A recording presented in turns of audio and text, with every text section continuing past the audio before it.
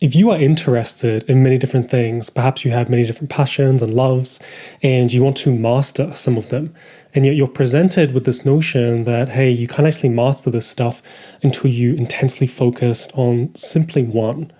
Well, I want to tell you about an alternative approach, especially for multi-passionate people. And my name is Joe Yulee. I'm a philosopher.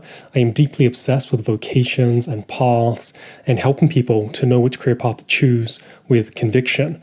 And that's why I'm here on places like YouTube, Instagram, Substack. I host a podcast called the Career Archetypes Podcast, and I hold an online community that helps people to know the right career path with conviction by unearthing their very own career archetype. Because I believe that everybody should know what their calling is in this lifetime, and to not know what your calling is I think, is a modern tragedy. And when it comes to pursuing your path, you will end up having to figure out this lane of mastery. Now, if you have many different interests, you probably have seen this narrative of, hey, you have to just focus on one thing, throw away everything else, and you can't even look at that stuff. You have to completely ignore it, and you simply pick one subject, one topic, one skill, and that is all you can focus on if you ever want to reach or attain some level of mastery later on in your vocation. And this perception, the image that comes to my mind is if you have ever watched a TV show where there's a talent show on, there is inevitably some young kid, maybe they're like 9 years old, and they're trotted on stage. And on the stage, there's a piano. And the kid will sit down, readying themselves to play the piano. And the judges, they'll ask them, how old are you? And the kid will say, I'm only 9 years old, and my parents are here. And then they will go on and begin playing some classical Mozart piece, and the whole crowd is amazed and stunned because this person was able to master an incredibly complex piece at such a young age. And this is sort of the perception that we have been given of mastery, that you pick one singular domain, you pick one singular topic or subject, and you just only do that until you are at this elite level. Now, this perception is one that is a little bit inaccurate. Now, it does show us that this is one approach to mastery, and this one approach definitely works. But there are other elements here that are at play when we look at other people's paths and ways in which they've mastered their path that aren't really shown to us in the modern world in the way in which they're shown to us when you just focus in on one singular path and just hammer on that until the end. And so multi-passionate people often have to contend with this image. They have to contend with this approach that says, hey, you should only focus on one thing. And if you focus on one thing, then you will achieve mastery. And if you don't, then there's something wrong with you. Maybe you're a little bit broken. Maybe you have to sacrifice forms of mastery in your life in order to pursue multiple different interests. And there is definitely something to be said as well. So there's definitely a nuance here where if you just focus in on one thing, you can achieve a particular level of mastery in something, and typically at speed as well. So there's a lot of pros for just, focusing in on one skill set. However, they don't really talk about other forms. Now, when I'm beginning to pull you into these other forms, I'm really pointing at people who have had paths whereby they've had to bring in different interests into what they're doing in order to continue to progress on their path. And this happens all the time. And to give you an example, if we were to think about someone like a Joseph Campbell. So Joseph Campbell was very, very famous. He's a writer. He's also very, very deep in Jungian psychology. He's very, very famous for his sort of description of what we now know as the hero's journey, this sort of monomyth that explains a universal pattern that occurs when it comes to this story myth. So when we're talking about the hero's journey, we're talking about a storyline that happens again and again and again through different cultures, and it typically begins with a hero hearing some sort of call, and they end up saying, no, I'm not going to actually pursue that call, and then they end up realizing they have to go, and then they have to leave home, and then they end up meeting some sort of mentor along the path. And so this idea that there is this base level myth in all of these different stories was brought to our attention through this person by the name of Joseph Campbell. Now, the interesting thing when looking at his path is that he didn't simply study just psychology. He didn't simply study literature, though he went very, very deep on that. He didn't simply study mythology. He didn't simply study religion. He studied all of them, right? Because he was looking at and following this sort of instinctual knowing that, hey, I've got to go ahead and pursue this zone of interest because this is going to be important to me in my vocation and my path. And if he was to deny this, let's say, for example, suddenly Joseph Campbell said, hey, I'm going to focus on mastery, therefore I'm only going to zone in on literature and no other interest is allowed into this space. We might never have had, the hero's journey in relationship to his famous example of it being connected with Star Wars. Oftentimes when you hear about people talking of the hero's journey, they will typically talk about it in relation to Star Wars and Luke Skywalker leaving home and going on his adventure. And because he was able to pursue these different variations of interest, and he was able to go ahead and say, oh, okay, religion's super interesting. Oh, mythology, that's really, really interesting. Oh, I'm really into literature. Oh, I'm really into this psychology. Because he was able to do that, suddenly he was able to progress in his vocation and he was able to master his own craft. And he wouldn't have been able to do it, at least I hypothesize he wouldn't have been able to do it if he didn't allow these different interests to come into his vocation and his calling. And so it's really important to understand that whilst these singular focus paths are definitely variations of mastery, there are also different variations of mastery that need you to have an overlap of different areas so that you can see things that other people can't see. Now, this is one of the other things that happens with people that are multi-passionate. Typically, they're better suited for this type of pursuit and this type of excellence, whereby they gather all of these different interests, and these interests overlap in such a way where they begin to see different insights that other people couldn't have seen if they were just fixated on one singular topic domain. One of the famous examples that comes to mind is a guy by the name of Charlie Munger. So Charlie Munger was a famous billionaire investor, and he was very, very focused on finance. But he was also very much bouncing into different topics so that he could get a better understanding of the sort of the universal norms when it comes to understanding finance. So he wanted to understand economics, he wanted to understand history, he also wanted to understand psychology. And the actual example that comes to mind is him going out and buying 3 different psychology textbooks because he wanted to understand what the universities were teaching when it comes to psychology.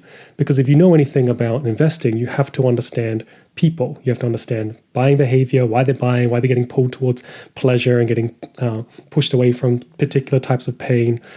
And he wanted to understand what the universities were thinking in reference to this. So he went out, he bought some textbooks, and he opens up these different textbooks, and he ends up finding that there are a lot of different biases which have been left out, in his opinion, from traditional academia. And in his mind, the only reason they didn't see this as obvious was because they hadn't studied this other subject of investing that he was very much involved in. And so this ability to jump into different subjects gives us these insights as to, how did you not see that? How did you not know that? How did you not view this thing that seems so obvious to me? And yet other people would never have seen it because they don't have the same variety of interests or passions that you perhaps do. And this comes into what one of the sort of underutilized often gifts and talents of people that have multiple different interests have at their sort of access point, whereby they can just simply go and look at all their different interests and say, what do you know that other people don't know or they're not aware of? Because your unique overlap is going to give you insights that other people simply don't have. And so you're going to learn certain things, you're going to come across certain skills, you're going to have certain life experiences that are so unique to you and so tailored to you that they become something that can help you to move forward in your path, progress in your path in ways that other people didn't even think was possible, let alone knew about. And so this different approach to mastery is something that needs to sort of be looked at. Now, one thing to note with this approach is that one of the reasons a lot of people with multiple different passions don't pursue this form is because it takes a long time. It takes a long time to mature when you're comparing it, especially to someone that is only focused on a singular form of mastery. So let's say that we go ahead and compare ourselves to the young prodigy who is playing the piano on the talent show, and we say, wow, that kid is 9 years old, and they already know the entirety of Mozart's repertoire, and that's amazing. And here I am, I've been playing the piano, and I just started, and I'm still learning scales. And so they have this distance between that person and themselves. And yet at the same time, they're also playing around the guitar. They're also playing around with some software program, maybe making like beats or something like that. They're also really, really into literature. And they're also really into working out. Maybe they're into yoga. And so whilst we might say, oh, this other person is way ahead, what often ends up happening for people that have multiple different interests, if they continue to nurture and feed their interests over time, they slowly end up overtaking other people in a very, very unique way because of the crossover of their interests. And they end up finding different combinations that we might look at and be like, oh, I didn't know that goes together, but now all of a sudden that does go together. This happened recently. I can't remember the name of the person who actually made this progress in the field, but there was some combination between neuroscience and robotics where these two things just suddenly started to come together more and more and more, yet they began as very, very separate fields.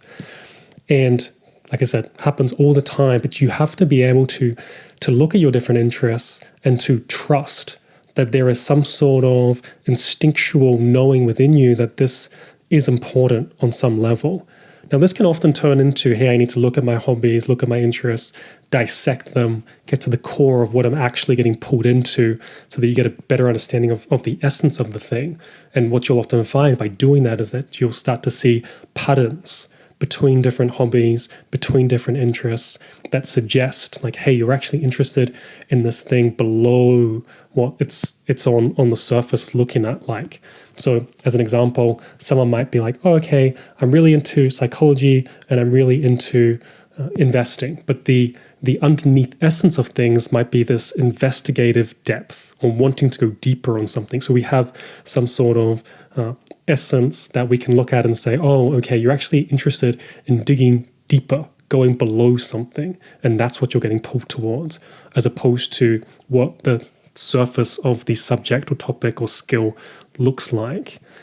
And by building on this alternative approach, later on, there's this compounding effect because you've learned from so many different subjects that it just starts to build on itself. It's like I mentioned, well, we have the example of Charlie Munger, who was bouncing into many different subjects and yet ended up becoming much richer than people who were simply focused on finance were. It's why we have a great example of Patti Smith, the poet and the artist.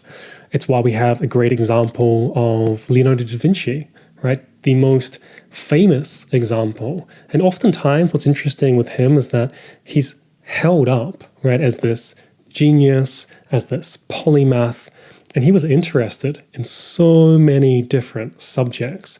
And by being interested in so many different subjects like anatomy and biology and being able to use that in his artwork, it actually made his art go right up. And so this combination of interest allowed for him to reach a higher level of mastery that wouldn't have been attained had he have simply said, hey, I'm only going to focus on painting and I'm going to completely ignore my curiosities. So this idea of your natural curiosities, your natural instincts has to be taken into account if you are somebody that is a multi-passionate person and you are someone that actually wants to walk a path that you get to witness the person that you can become. You have this idea of fulfilling your potential requires you to actually go ahead and pursue the various curiosities that you're naturally getting pulled towards. So there is this sacrifice of speed that goes on. Now, the other sacrifice that occurs if you're willing to make sure that you mature all these different interests and, in a way, ignore anyone that simply focuses on one thing, because by appearance, they will be moving faster than you, but later on, you'll have different insights that they can't gain, is this ability to sacrifice a few, but also not all of them. So there is some discipline needed.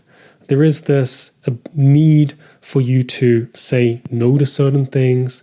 This can be done as periods of, hey, I'm going to focus on this thing and get really, really good at it for a period.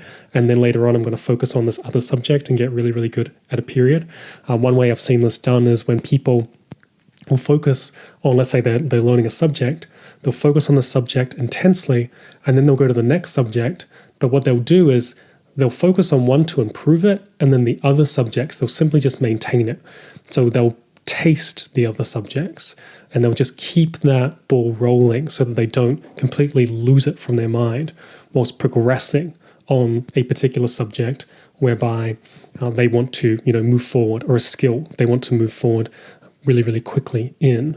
Another way that I've seen people do this is through this interleaving process, whereby they're always making sure that many of their interests are getting fed on the go. So rather than simply obsessing over one single thing, they're like, hey, I'm going to touch 3 or 4 different things all in one day, and that's going to allow me the momentum slowly to carry on and to move forward.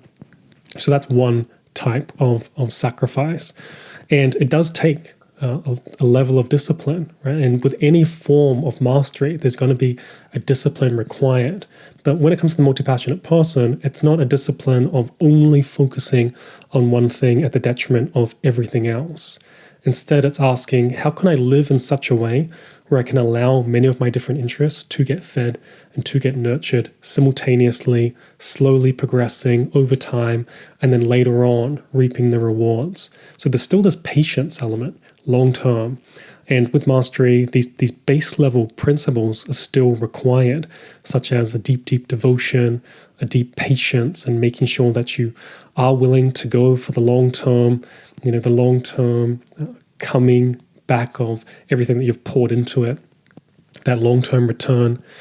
And a lot of people aren't willing to do that, which is why you can see people that are multi-passionate end up later on in life where nothing has come to fruition. You don't want that to happen. You need to be nurturing many different interests continuously over long periods of time. And that's something that needs to be in your awareness if you are to go ahead and accept the path of hey, I actually want to get really, really good at whatever it is I'm meant to be doing. And I know it's not singular. I know that there are many different things, and I need to make sure that I develop the correct type of discipline.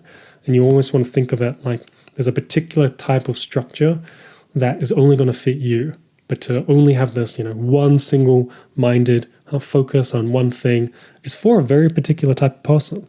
And many people work with that and excel with that. Like I mentioned, with this kid who comes on stage and plays the piano, they figured out that way works for them. However, as a multi-passionate person, you have to be able to bring in these different interests and these different passions. And so this is something that if you are someone that is interested in many different things, to really just reflect on, to think about, to ask, how can I pursue more than one thing and make sure that all these different areas of me get fed, so that I don't just, repress one and then later on it pops up and I'm like, oh, I got to face this. And I was trying to avoid it, but now this is really, really important. And then you repress another one, and then suddenly you're not really getting any traction anywhere. And you end up later in life without any real progress towards the person that you are meant to be in your vocation. And if you are interested in learning more about your vocation and understanding how to choose the right career path with conviction by unearthing your career archetype, which really sits at the base. And so you can have many different projects and pursuits when it comes to your path, but you really want to know what that anchor point is. And that anchor point is something that I call the career archetype. I show people how to do it in our online community, an 8-week course.